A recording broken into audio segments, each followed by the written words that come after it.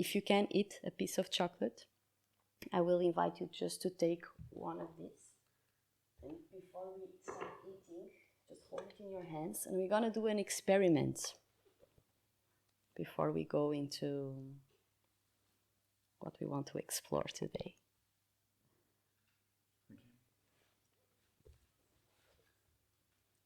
You're going to have two, by the way, so. Okay, so we're going to try something. You guys are going to eat the chocolate, but at the same time, try to be really focused on a part of your body that you don't like and that you usually feel a bit ashamed. You know, like maybe I don't have enough muscles in my arms, or my stomach is a bit fatty, or just try to focus on a part of your body that you don't like. And at the same time that you're eating the chocolate, you're gonna look at the other people and, you know, having this inner chat, saying to yourself, they are noticing that I have, you know, this fatty stomach or this flat arm or whatever. Okay, so we're gonna try this. So take a moment, just close your eyes and just start to focus on that part of your body that you are really ashamed of and that you would like to be different. Maybe your hair, maybe you forgot to shave, if you shave yourself, whatever. You're not sure if you have something on your teeth, whatever. And now you open your eyes and you're gonna start eating the chocolate and looking around and feeling they are noticing. They are noticing it, and eat the chocolate. And try really to embody that.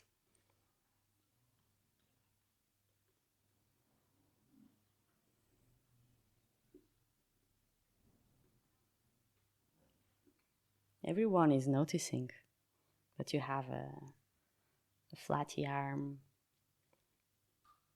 that you didn't take a shower today, whatever.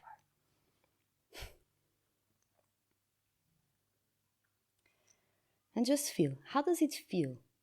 How is the chocolate tasting right now?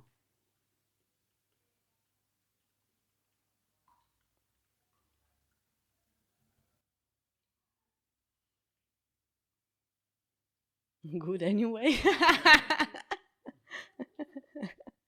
Like, yeah.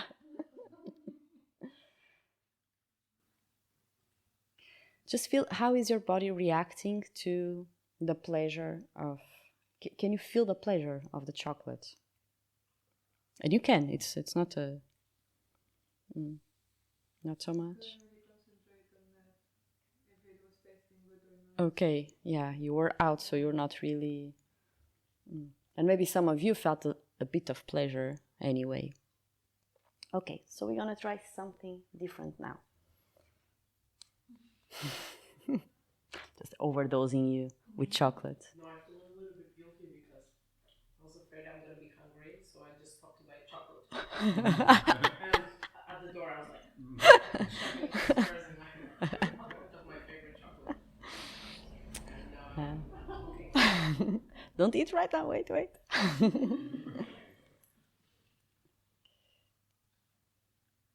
And now we're gonna shift our attention. So our attention was basically, you know, holding to this inner mind chat of body shame or whatever shame there was, and really focusing on yourself in a way of like, people are perceiving me and how people are seeing me.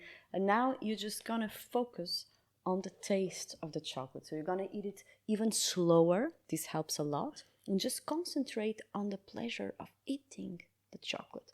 And maybe you don't even like chocolate, so I don't know if it's even pleasurable for you, but just be really present for the taste. Just focus on the sensation of eating this piece of chocolate.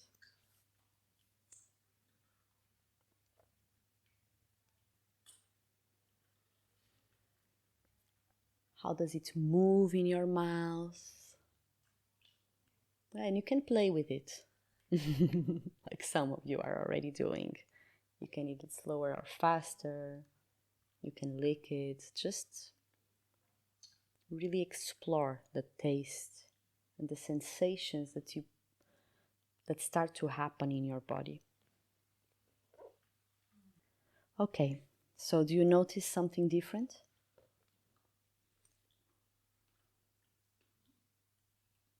It was more experiential. I could sense more of what was going on. Mm-hmm. It was almost too sweet. Too sweet. It was even sweeter. Yeah. And this brings us to like why it's so important for us to eat with awareness. Because many times like we eat chocolate and we don't even realize that it's too much or too heavy because we are not in the body experiencing it. So it doesn't even have to be pleasurable, but you were feeling it more. And what else? How did it feel for you now? Now I could really feel it. Mm-hmm. The taste before I couldn't even taste it. Mm.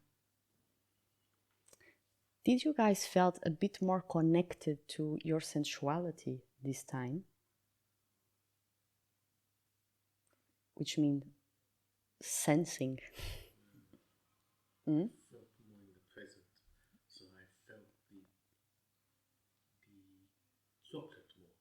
The chocolate more, yeah. The different flavors in the chocolate. Yeah. Great. So this is basically what happens. No? So today we're going to speak about like few blocks that we have on the way to intimacy and true connection and true pleasure.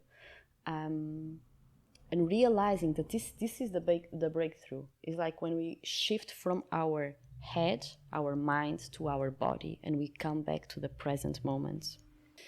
So, when we speak about blocks, of course, like there are some differences for the male bodies and the female bodies regarding the culture where we live.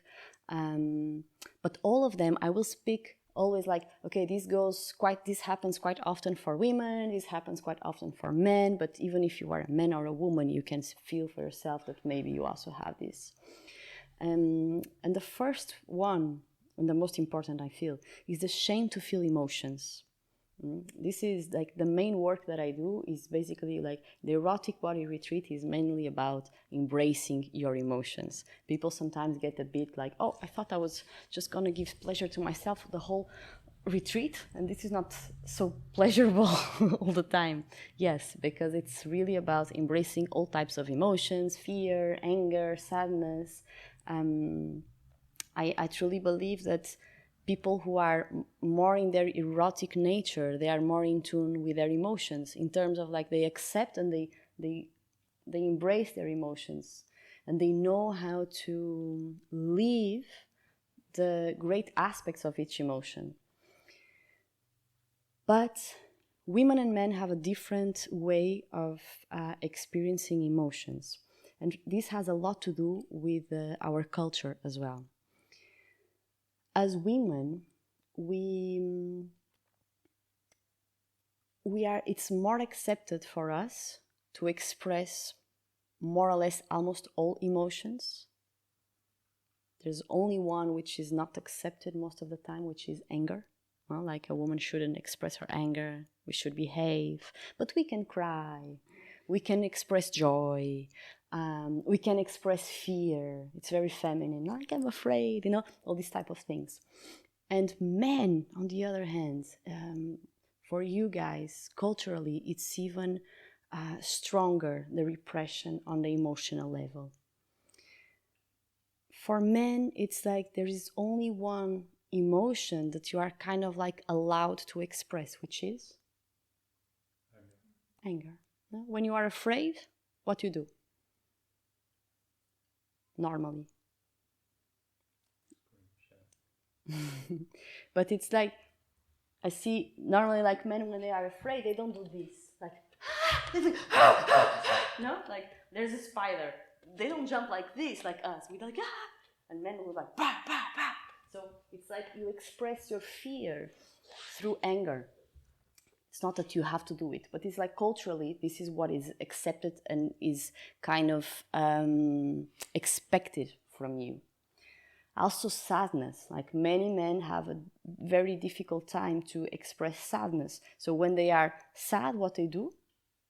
They scream, they shout, they become aggressive just because they don't know how to get in contact with their own sadness. And even joy, this is also fun, no? Even joy, a man is not truly allowed to express his joy. Like don't be super ha ha ha. A woman is okay, but a man. So all of this gives a lot of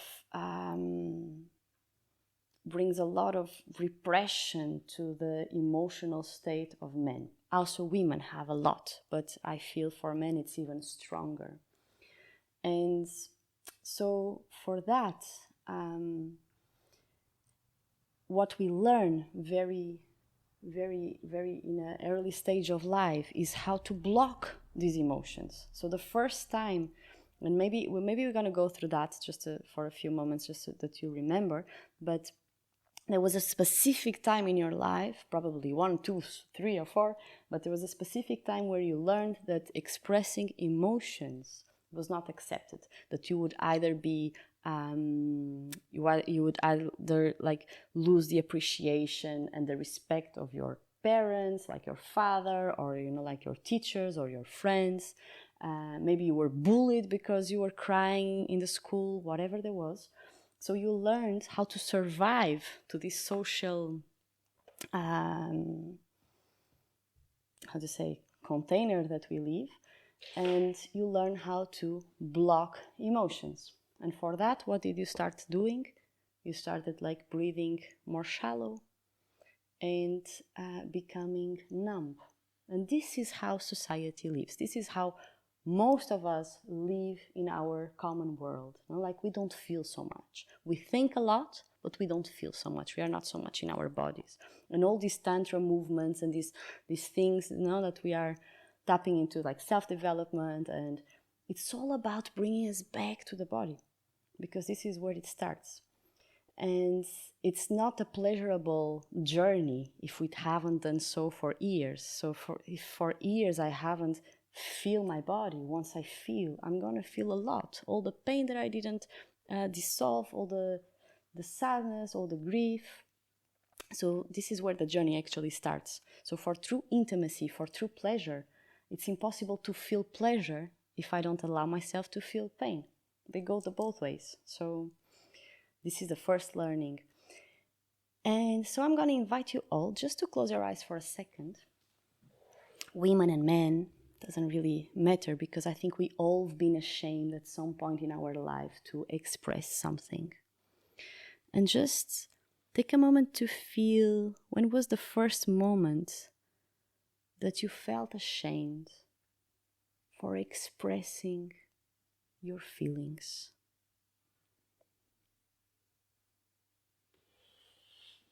Try to feel if you can recall a moment. Maybe it was not the first, maybe it was just the last time you felt that, whatever.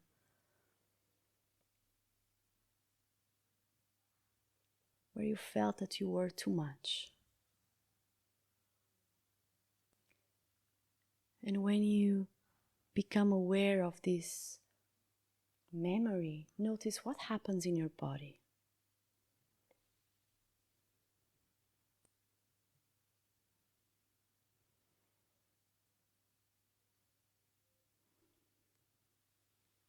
And I invite you, some of you, just to say it out loud.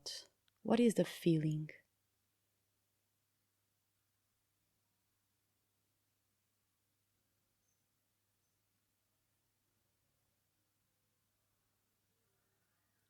Fear and sadness. And where in the body do you find this fear and sadness? Through here and inside. Here. And it moves like this? There is a movement, or? Yeah. Okay. The fear and sadness represent differently. Mm-hmm.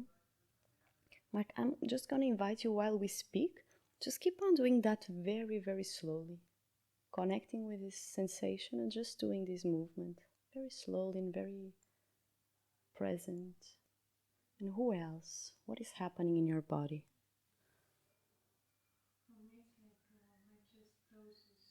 Mm-hmm.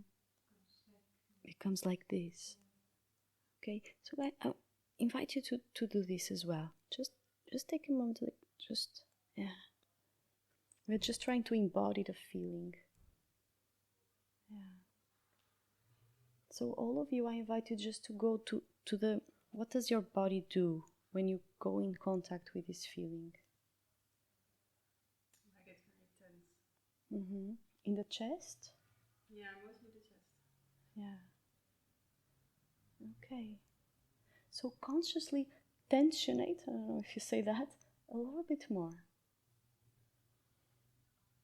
This type of work that we do here, which is like the somatic work, is a lot about bringing intention awareness to something that we have been doing for years. But once we do it with conscious, we allow the energy to move. So just stay there for a moment.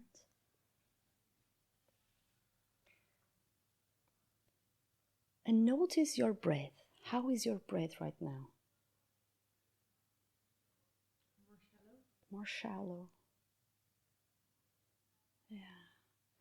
So a way of changing a pattern is quite often just to change the way we breathe while we are intentionally and consciously in this specific pattern. So while you are there, you're just gonna add a different type of breath. You're gonna breathe a bit deeply. And have you heard about the oceanic breath? So it's the breath that we use through our nose, and there is a sound. So it sounds a bit like this. It's like we contract our throat a little bit and we breathe as if we are breathing. You can hear your own breath.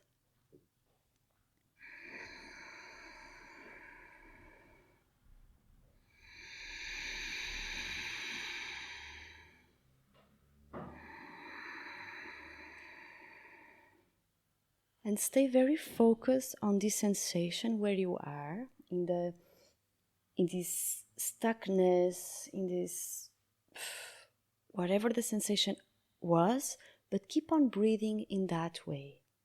So closing your eyes, being really focusing on your sensation and breathing a bit deeply.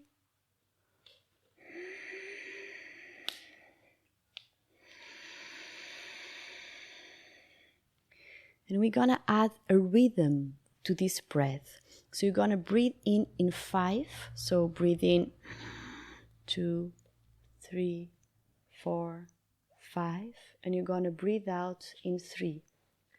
1, 2, 3.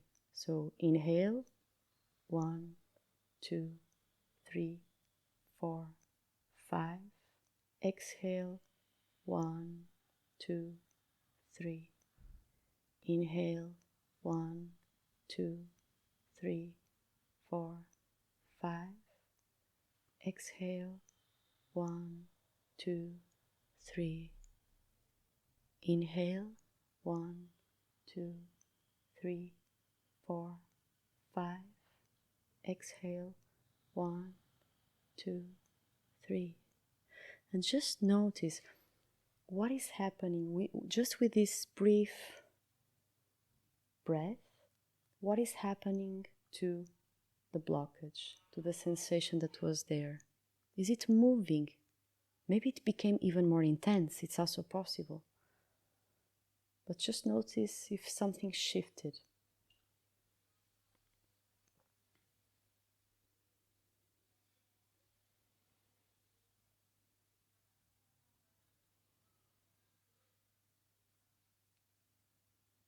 And I invite you, some of you, just to say out loud what is happening inside. It moves more through my body. So it's moving more. It's still intense? Less. Okay, but it's moving. Yeah, it's moving like a more stripe down my body. Yeah.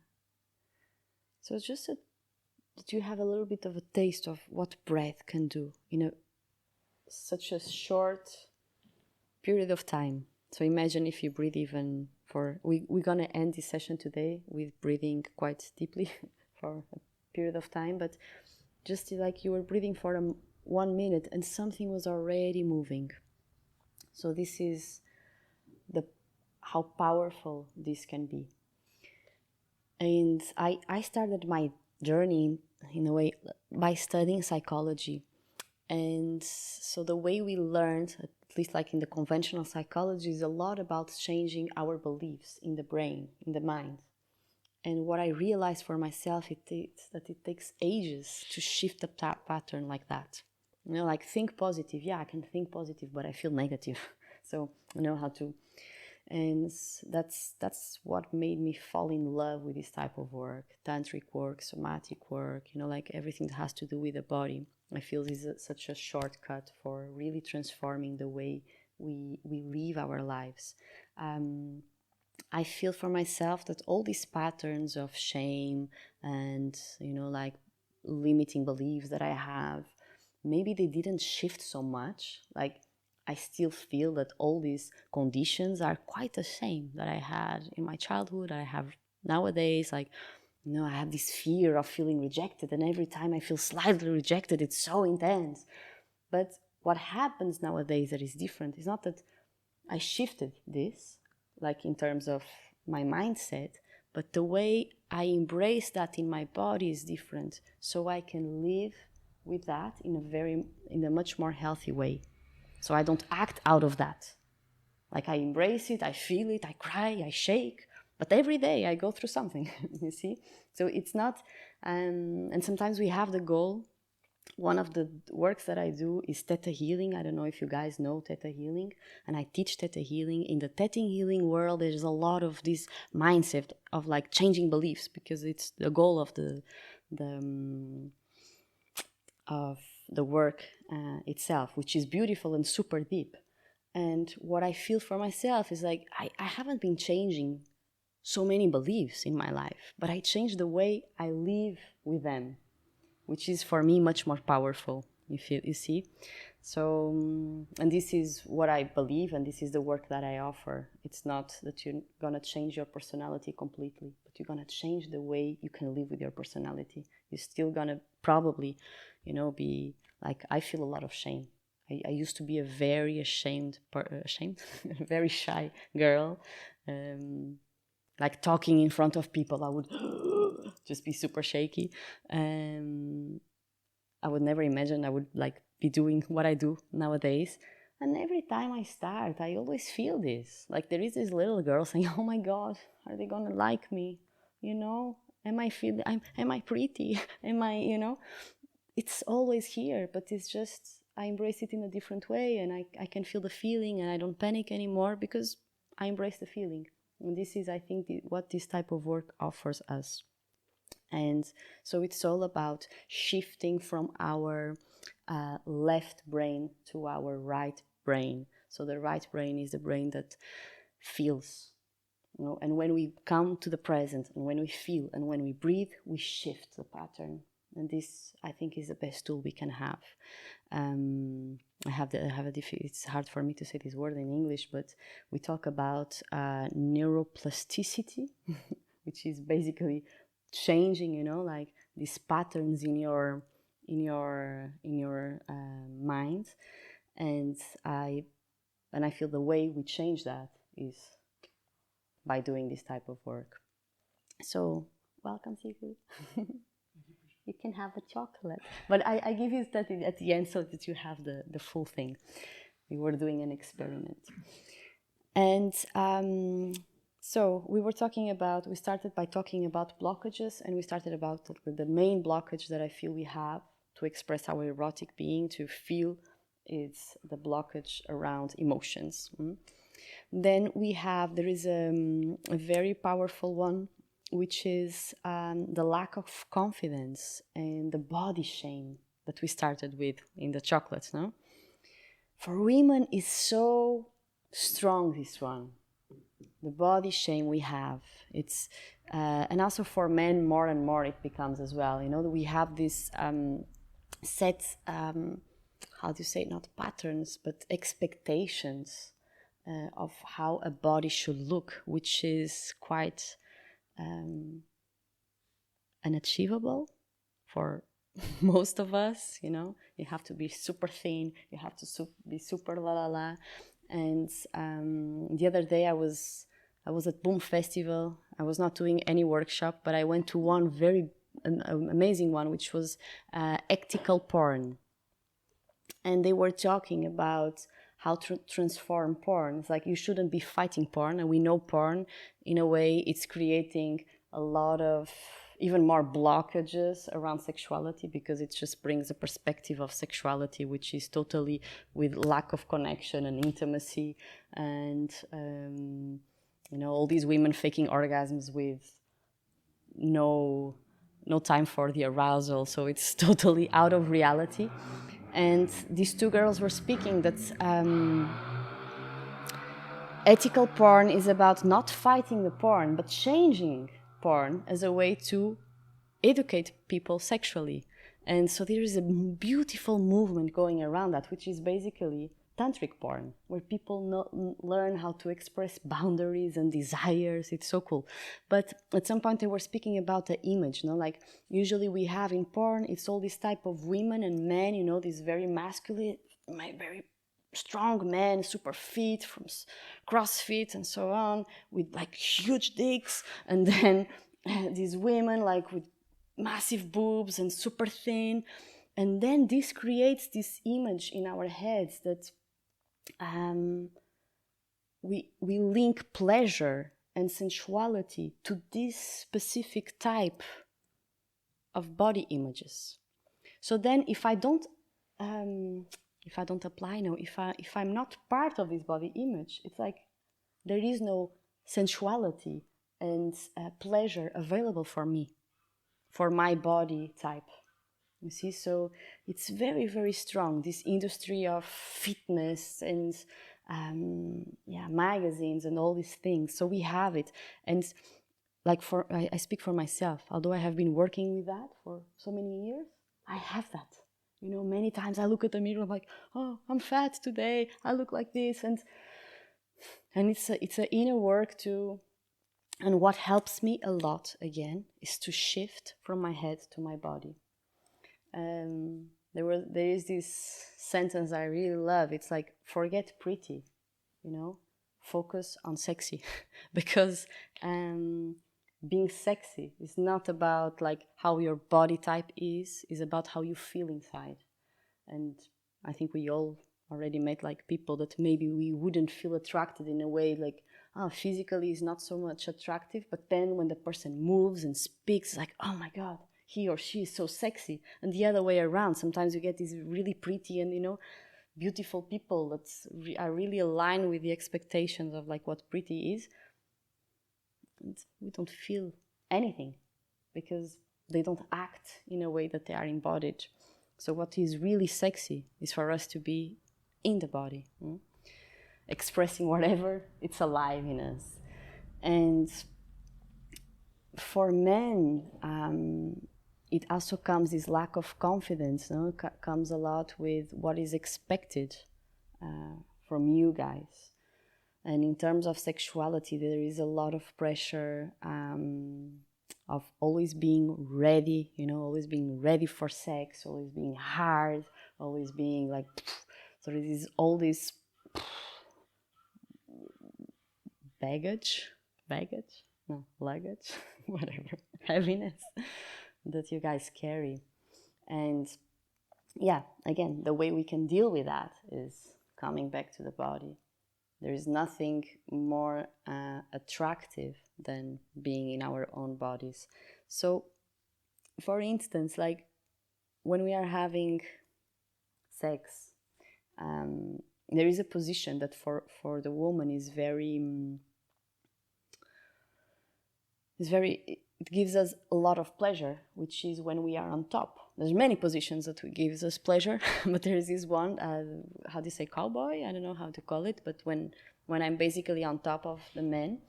And many women don't like this position just because once they are here, the man will see their belly and, you know, will have all this, so they cannot connect with how much pleasure they can get from this position.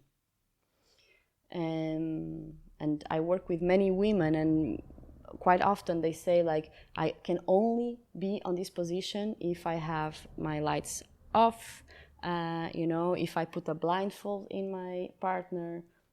And this is how much the body shame is on the way of true intimacy and true pleasure. So again, when we feel that, we do the same thing that we did with the chocolate. When I'm having sex with my partner and I'm focusing on, like, how is he perceiving me? Oh, my belly, today I'm fat, today, I ate a lot of chocolate or whatever. When I change and I come back to my body, it's like the sensation that I'm having. And I focus on him, like the sensation, and I look at him, not like, like I focus on his eyes, on his shoulders or whatever, and stay connected with my feelings. It changes completely. So this is also a very powerful tool that I use quite often, because quite often I get myself into this inner chat of, saying bad things about myself. And it's not only in sexuality, it's in every connection that we have. This applies for everything. And then we have the slut shame, more often in women, but not only. And I remember this for me was pretty strong. I was about 13 years old, I think. And I met this guy who was 3 years older, and he was super handsome. And after one date, he was my boyfriend. When you are super young, you just become boyfriends and girlfriends like that. So, and I was madly in love with him because he's super handsome, and that was it. I didn't know anything else besides he was handsome. And he was older than me. After 2 weeks of being together, he kind of like, he didn't even have to convince me. He kind of like pushed me a bit into like having the first sexual experience, which I was super on because I was in love with him and super innocent in a way, like, yeah, of course I go for that. And we did oral sex, which was amazing. I had a lot of fun. I was like, wow, like first experience, so beautiful. After one day, he dumped me. After 3 days, he started, like, I lived in Porto, which is a small city. And back then where I lived, it was a very small place in Porto. And so everyone knew everyone. So after 1 week, everyone in the city, or at least the people that I know, knew that I had oral sex. And back then in time, there was no Facebook, Instagram, but there was something called Mirk. I don't know if you guys had that, but we got something that was Mirk. And they created a page calling me a whore, and they were speaking about me. So I found out this page.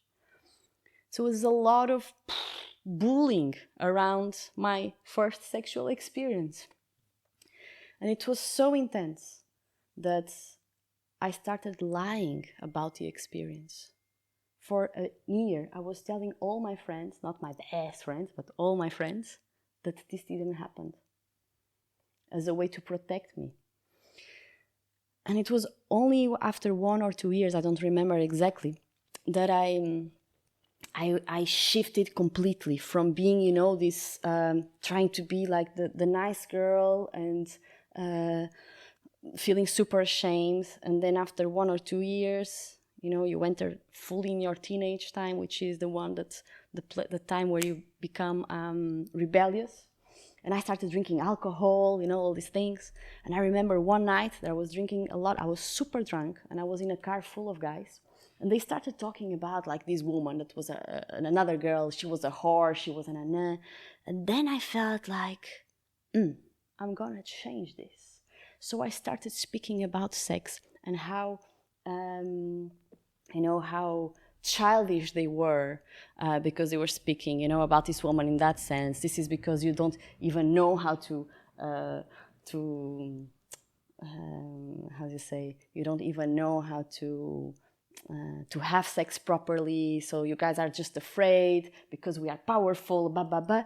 And I realized that this was working. At the end of that, all of them were kind of like, So I felt, oh, this is cool. So I'm going to shift this thing of like, oh no, I didn't have sex, from like, I have sex anytime I want. And if you have sex with me, you're gonna fall in love with me. So for a period of time, I went from being this really nice girl to like embracing the whore in me and feeling super powerful and around that. And of course, through that journey, I also became even more numb, because I was basically using sexuality not as like a way to feel connected, but a way to feel empowered. So just for us to have these two, to see that there are two lenses of like blocked energy. It's not because I have a lot of sex that I don't have sexual blockages. Sometimes it's like I have sex with everyone just so that I can prove something. And this was what I was having, So I remember the first time I went to Tantra. I went to a huge retreat of 1 month. I was 21, so I was still super young. And I arrived there, and there were all these women sharing like, I don't feel so much, like I'm afraid of men. I don't want to be touched. I was like, oh my God, so much blockages. I'm okay with everything, like I can have sex. So I felt like I'm super okay. And through the journey, through this month, I realized how numb I was, how much pain there was in my body, how many times I went beyond my boundaries, and I hurt myself without noticing just because I want to prove something. And I'm just sharing this so that we understand that there is the way we act. Yeah, you got it. And so the slut shame is also preventing us women mostly to share what we truly like, and to share and to express our desires and to express our pleasure. And so there is something that prevents pleasure all the time, which is shallow breath.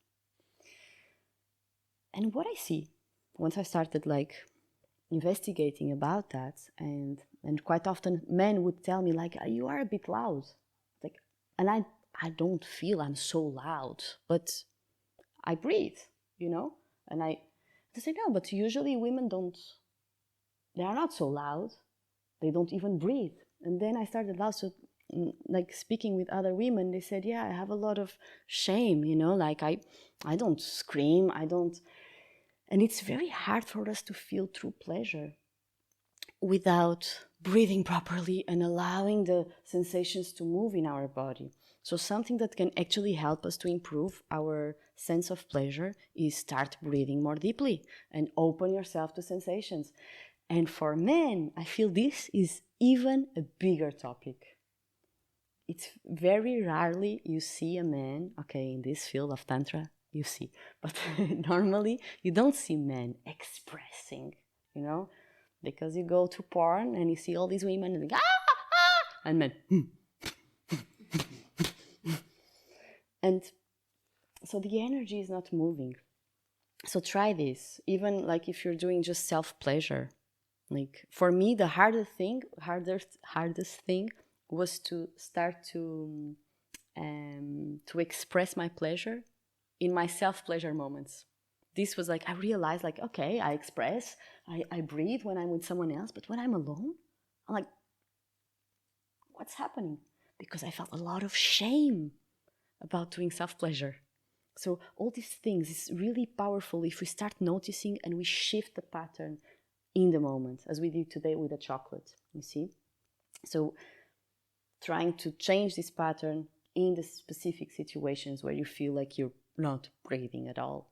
Start breathing, and maybe if you have a partner or someone new or whatever, the person might feel a bit, if he's not used to that or she's not used to that, a bit like, whoa, what's happening? But it's good. Share with him or he how powerful this is, and he might also start applying this, And then let me just check the time. Okay. Okay, and then of course for women, I feel like the whole society is really focused more and more in the masculine, the masculine side. So it's really about like doing, achieving, producing, and not so much about trusting, surrendering. So we have to be active. We have to be, like doing things, showing up. And so there is not so much space in society for being in our feminine. And don't get me wrong, a lot of people say like, you're too much in your masculine and you're not in your feminine. And I truly believe that it's impossible for us to blossom in our feminine if we don't have a very strong masculine inside. We need both, men and women, we need both. So the masculine is the one that is kind of like holding, like it's here. So I can surrender because there is something holding me. I had this experience the first time. So when I arrived in Al Jazur 3 years ago, I was basically going to every workshop and everything that was happening, like I wanted to meet people, I wanted to see what there was around. So I started doing contact dance, but I've never done that before. So I had this really funny experience. I realized like I started watching what people were doing, and they were going into it, like jumping into each other. Someone was like, I was like, okay, so it's just about letting go. So I was dancing with this very tall man, very tall, and he just grabbed me. And I was like, yeah, surrender. I'm in my feminine. I go with you. And then suddenly, he held me in my feet like this. So I was basically with my head facing the ground. And then he did like this. And I just came to the floor with my head. Because I was so much in surrendering that I was not even taking care of myself in terms of like, I don't know these men, and I don't know what's gonna happen. So, and contact dance is really about surrendering, but being super present at the same time. So it's a beautiful way of training, no? This dance inside of your male aspect and female. And this was I realized like, yeah, like I forgot my male. Because if I had it, it will be super attentive and I would just put my hands on the floor. But I was maybe even with my eyes closed, like, yeah, do whatever you want. And this is a lot what happens is like people try to go to their feminine, like, gotta forget about the masculine. And I just enter, but then I got traumatized. And the feminine is not about trusting the other. It's about trusting life and trust that that you can deal with whatever happens after. There is this, the other day I love, there is a specific coach that speaks about relationships, and he was asked like, what if, how can you know if you can trust your partner, that he will not cheat you? And the answer that he gave, it's so powerful. He said, you don't know. There's no right way of knowing that you can trust your partner. You just trust that if your partner cheats on you or, he betrays you, you will know how to handle it. So it's always about us.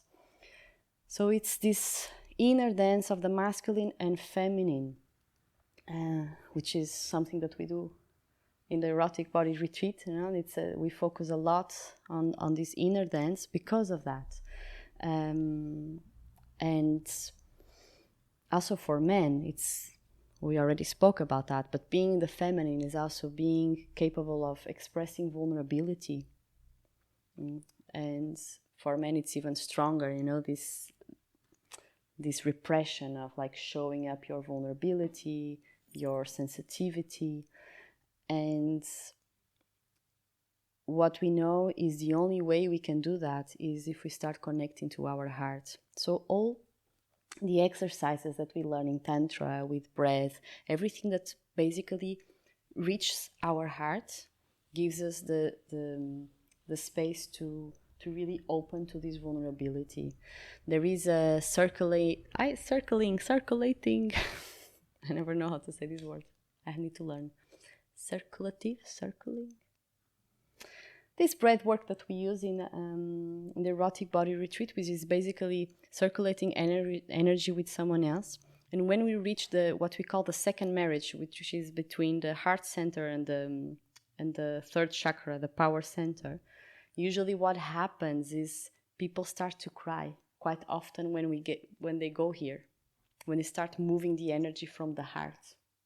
So everything, all the tools that you may learn that help you to connect with your heart will just start to open these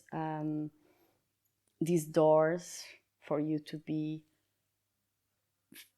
feel safer showing your vulnerability.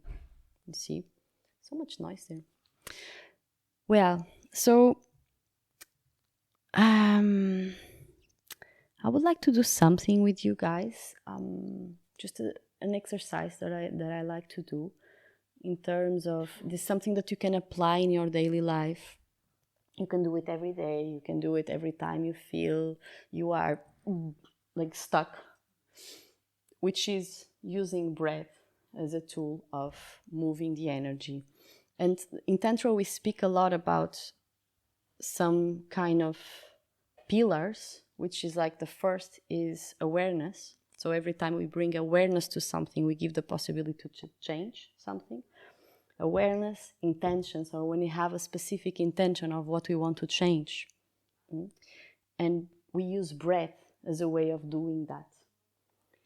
So when we combine these both, we can really shift the way we perceive and we live things in our life. So do you have anything you would like to share about what we were speaking, about your experience in that sense of like emotions, body shame or whatever, before we move into that? Or if you have any questions? I would like to ask or like share an experience. Like I haven't really experienced body shame, but more the opposite. Like, man, look at my body like it's a pleasure object or something. So I feel very like close to wear my bikini, to to show off like I'm a woman.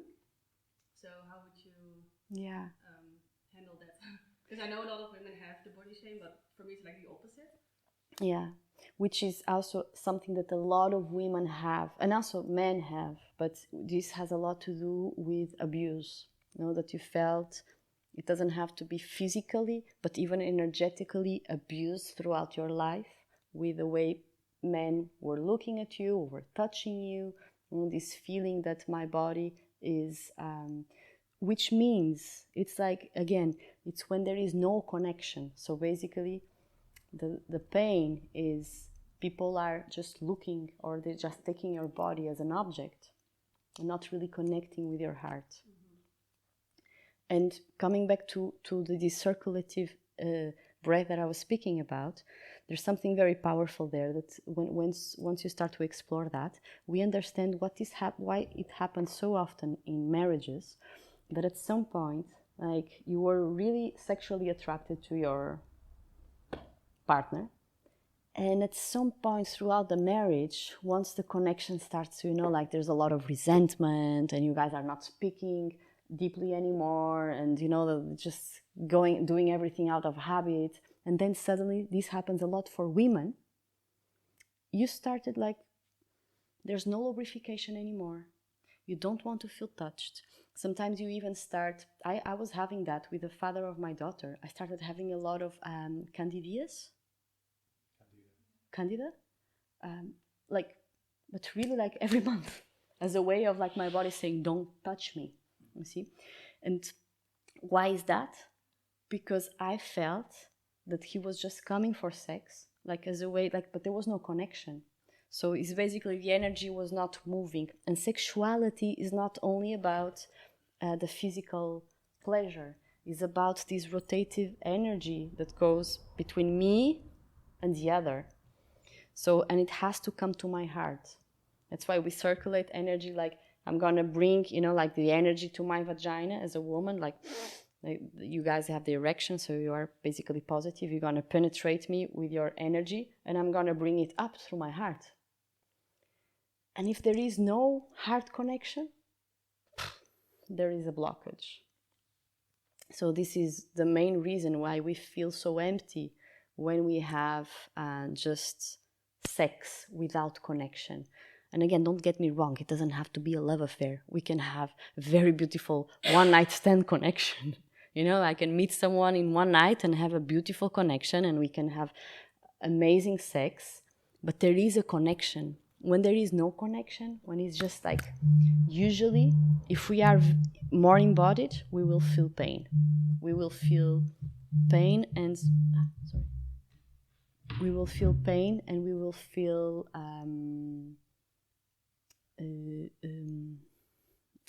vazios. Yeah, empty. We're gonna feel empty. So, but if you have all these patterns, when I'm speaking about them and you see like, oh, I have a lot of that, is usually like our kind of weaker point. It's my father. He never calls me once, he calls me like 10 times. And I don't know why he does that. And I keep on saying, yeah, if I don't answer. And he likes to call me every time. I didn't speak about him today. But normally when I'm speaking, you know, my father was very, like he starts to call me.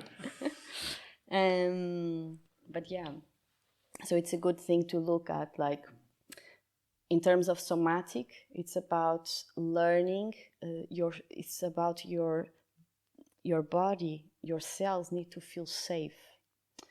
So need to feel that it is possible, you know, to show your sensuality, your body, your beauty, without losing connection.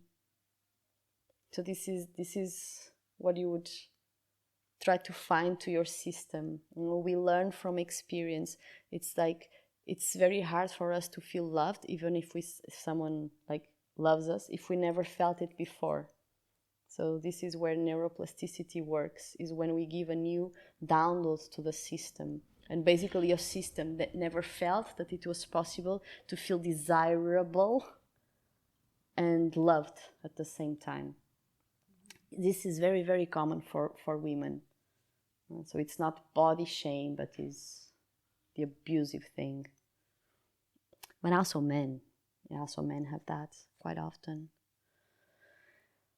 Yeah. Thank you for sharing. Does anyone want to share something? Well, then let's breathe. Yeah, if you need to go to the toilet before we start, it's good to not to have this urgency. Maybe I can share something about, as you said, you don't know what it is to receive if you don't learn it, if you didn't learn it. And for me, it was very often, I was like, I'm giving, but I never receive. And I did the workshop 1 month ago, and suddenly I realized that I cannot receive if I'm giving all the time. I have to leave space. Yeah. I have to trust that even if I don't give, it's okay. And suddenly I received. I was like, oh, this is different. So, yeah. I meet quite a lot of people who are givers, because it's always easier to give than to receive. Yeah. And I think it's quite a common thing. We are trained to give.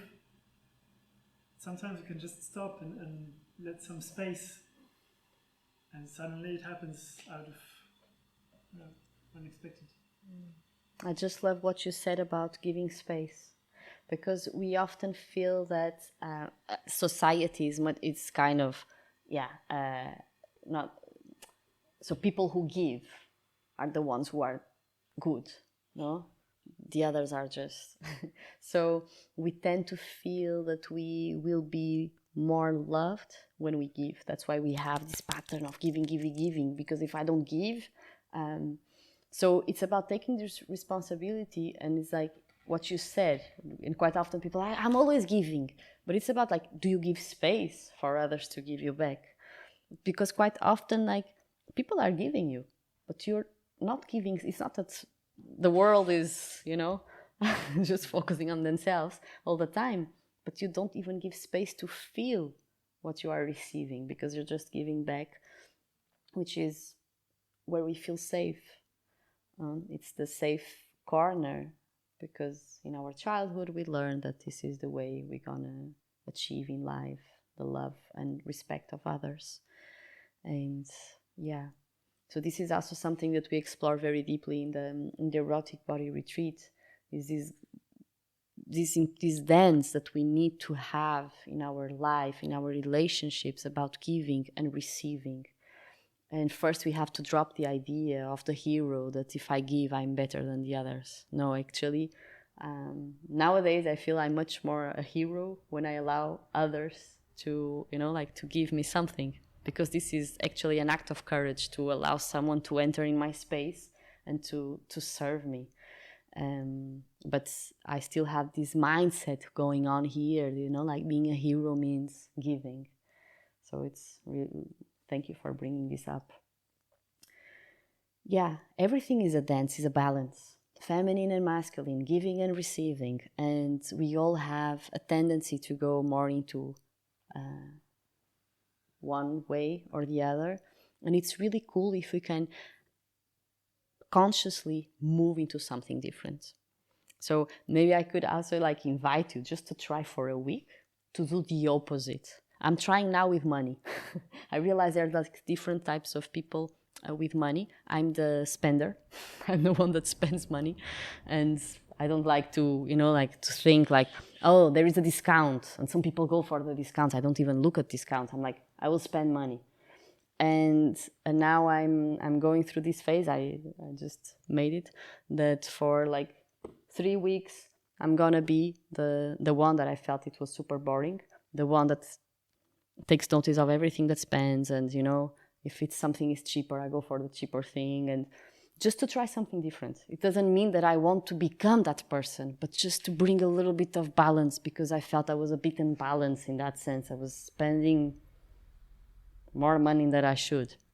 So it's nice just to change a pattern. Whatever you are, just try something different consciously. And it's so beautiful when you do that consciously, allowing people to give me.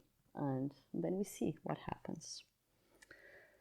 Okay, guys, so let's move into the breathing exercise. I'm not sure if everyone is super comfortable, so I know that some people, when they sit like this, they are okay, but some of you might need a bit of support. So if you need to have back support, you can also move somewhere else. It's not so long, but we're gonna do a few things. Then the first breath we're gonna use is called the oceanic breath. Have you heard about Jivamukti yoga? It's being taught here in Algesur. It's very good with Diana. If you haven't tried yet, it's very good. And they use the oceanic breath. And I have been using the oceanic breath for a few years now. And for me, there's so many different types of breath that you can use, but this one, for me, is so powerful. It just calms me down immediately, brings me back to my center. So is this type of breath that we started today with the chocolate, that once you're breathing, you're also hearing the sound of the breath. It sounds a little bit like the ocean. And so we breathe through the nose, and you have to do a little contraction. You can even bring your fingers here.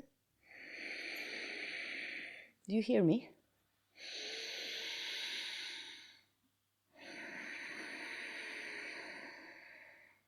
Try to find if you can, yes.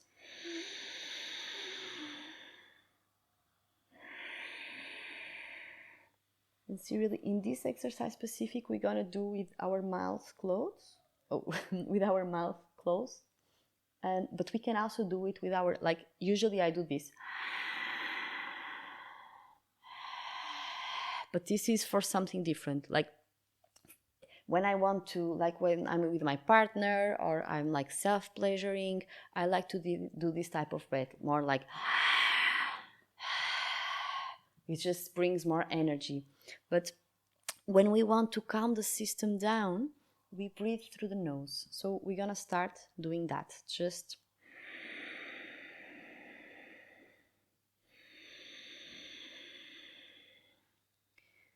and the important thing is you have to listen to your sound. So just start doing it so that you get a bit in tune with the breath, and then we're gonna do something else. Just take a moment to breathe like that. And just try that the neighbor next to you should be listening to your sound as well. So try to make it as loud as you can.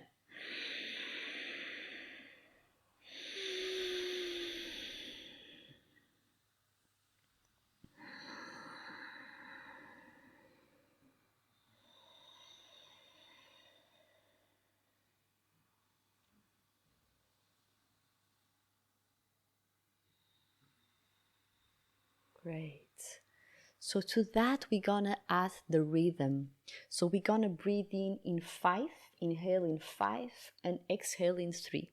So we're gonna start all together. I'm gonna count. So closing your eyes, and you're gonna start inhaling. 1, 2, 3, 4, 5. Exhale. 1, 2, 3. Inhale. 1, 2, 3, 4, 5. Exhale. 1, 2, 3. Inhale. 1, 2, 3, 4, 5. Exhale. 1, 2, 3. Inhale. 1, 2, 3, 4, 5. Exhale.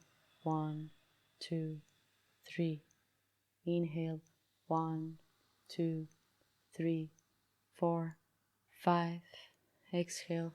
1, 2, 3. And continuing doing this rhythm, find your own rhythm for a few more minutes.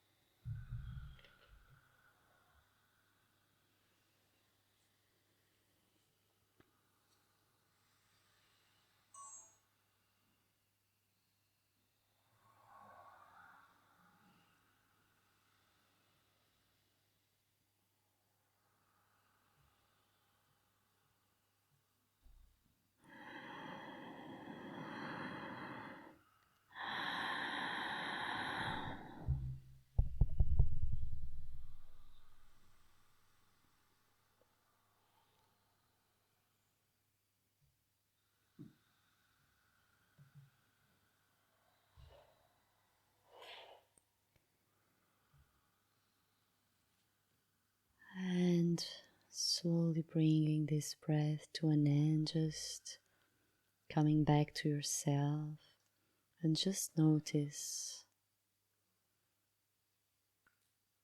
what is the feeling in your body right now. Start scanning your body.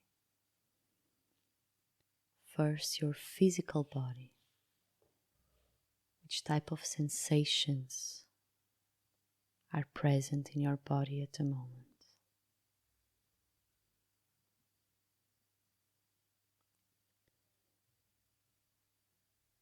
And also notice which type of thoughts,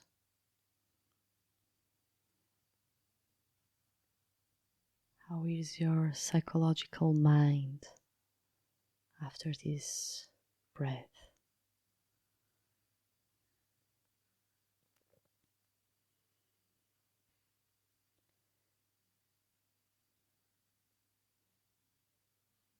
And notice as well how is your energetic body.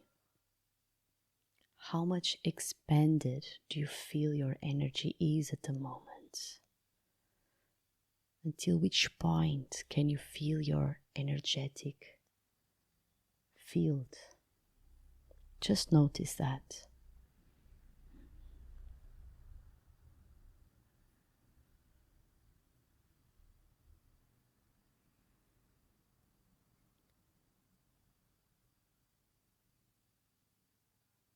Perfect. Now, without losing this awareness of your body, just gonna invite you all to open your eyes so that I can explain just what we're gonna do next. So now we're gonna do a breathing that usually we should do it during the day because it can bring a lot of energy, but well, not that amount of energy that you're not gonna sleep. We're not gonna do it for so long, but it's a very powerful tool if we want to energize our body. And combining with this previous breath, it's something really powerful. So it's like the fire breath. So what we're gonna do is you can place your hands here in your just below your chest and your belly, and you're gonna breathe out through your nose, and every time you breathe out your belly goes empty. Yeah, exactly. So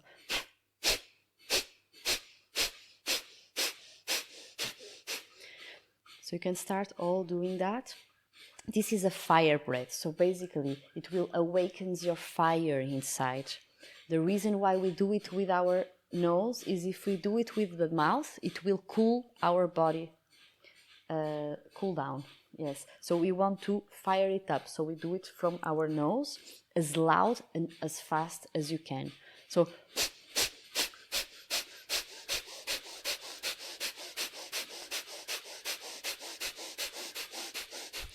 and continue doing that.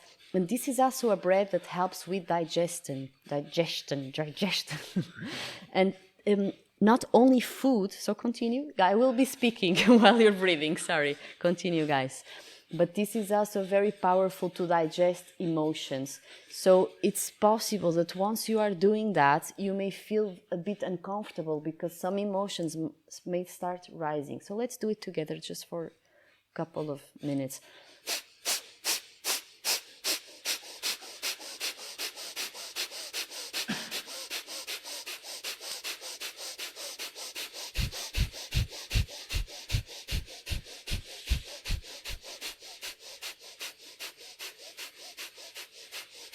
If you start feeling dizzy or super uncomfortable at any time, you can stop a bit and then you start again.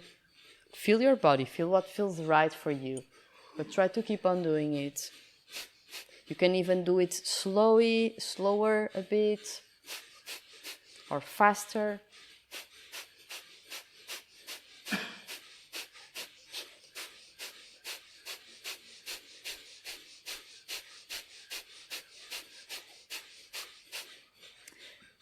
And the trick is concentrate in the out breath. So you don't have to do any effort to inhale. So just exhaling.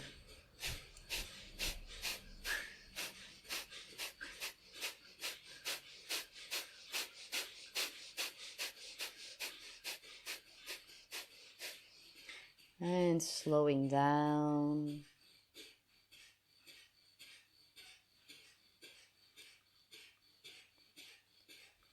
And just noticing how is the energy moving.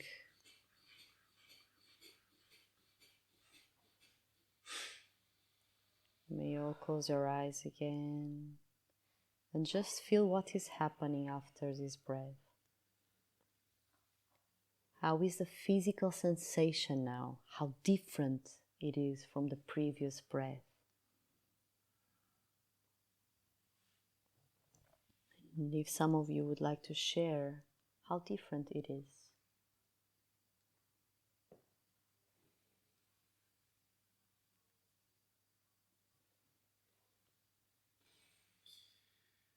This breath is a lot more joyful. It brings a lot of positive energy and ecstatic feeling. The last breath was quite indifferent, placid, calm, no positivity, no negativity, just being. Who felt something different? Me, a bit of anxiety came. I started getting back pain. Back pain too, yeah.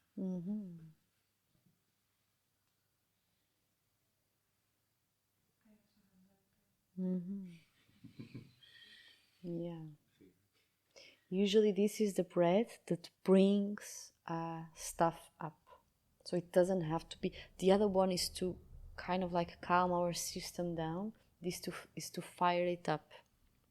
So not always we will feel energized in terms of like positivity. Sometimes we will feel, oh, there is pain. Oh, I want to throw up.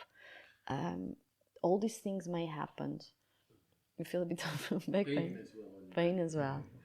Okay, so it's not always comfortable. But as long as you do it more often, it will start releasing so much. You see, like,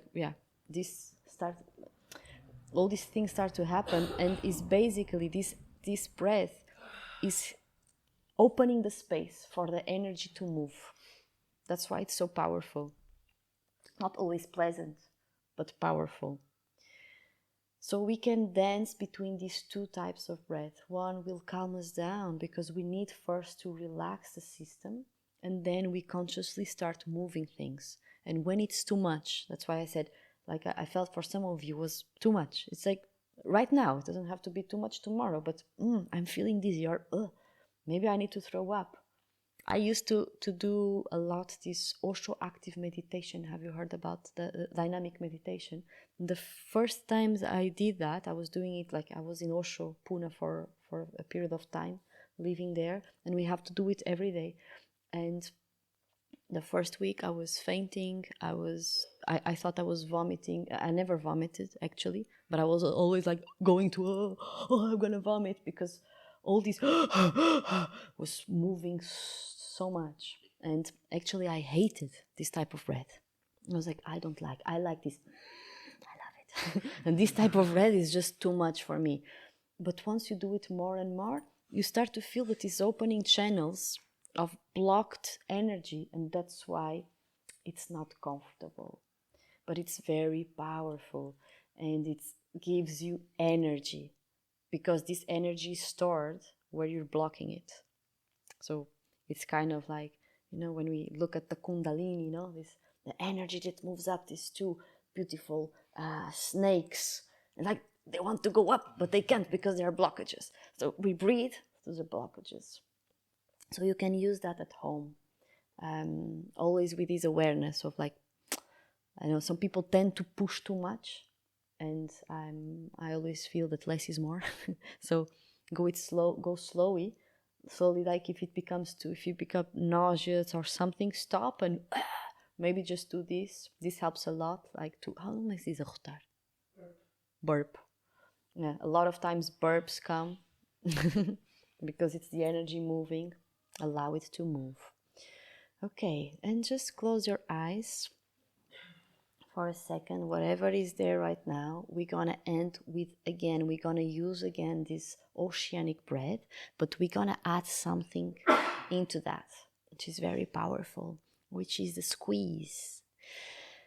And this squeezing is also something that we use a lot in Tantra to get more connected and to awaken this sexual energy that we all have. So what we will do is every time every time we inhale, we will squeeze, and every time we exhale, we relax. So we're gonna squeeze from our perineum, and a way to feel if you're really doing it right is you can bring your hands to your how do you call pubic bone, to your pelvis here. So just inhale and imagine that you're squeezing your perineum, and then you relax. Inhale and relax.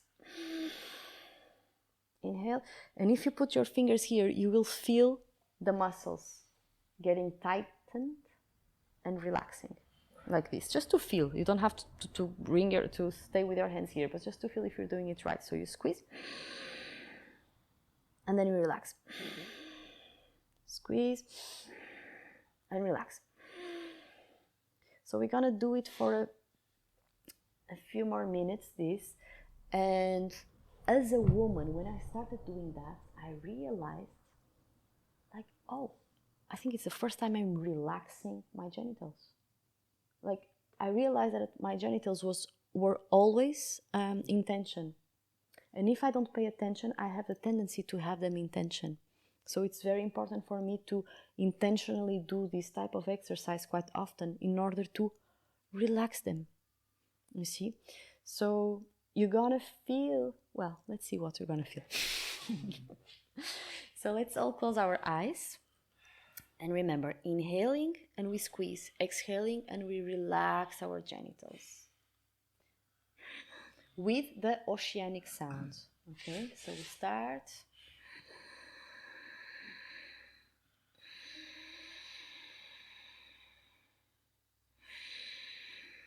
And squeeze as much tighten as you can and relax fully.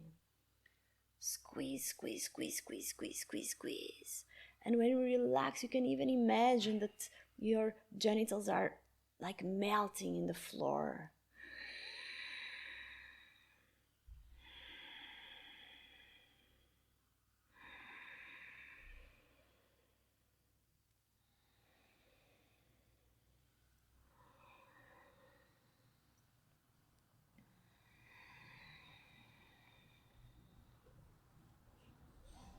Keep on breathing. Remember that your partner should be listening to your breath, so make it as louder as you can.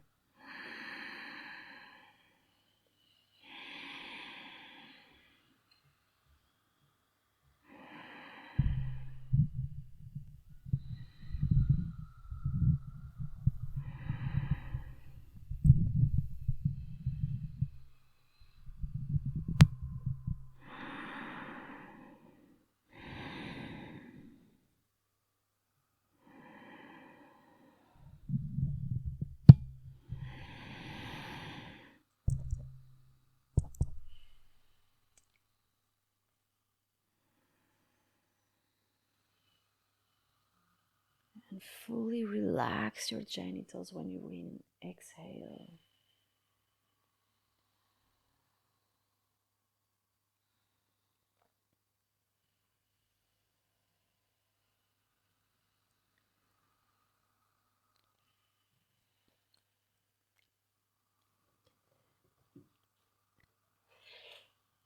And now you're just gonna do a slightly change. You're gonna keep on breathing like you're breathing, but you're gonna open your mouth.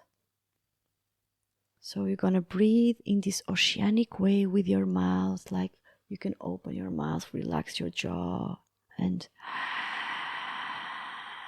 squeeze, squeeze, squeeze, relax. Relax your genitals. Yeah. Squeeze, squeeze, squeeze, and relax.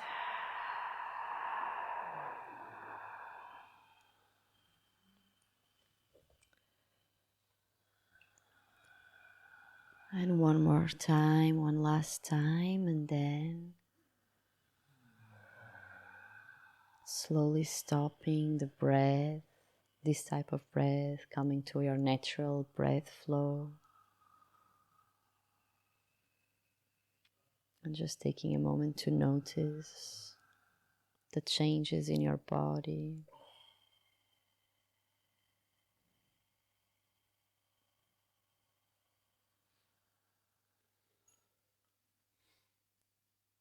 And just notice what is happening now.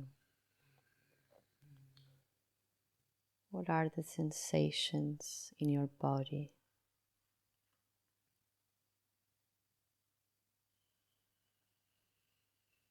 And how different they are from the previous breath.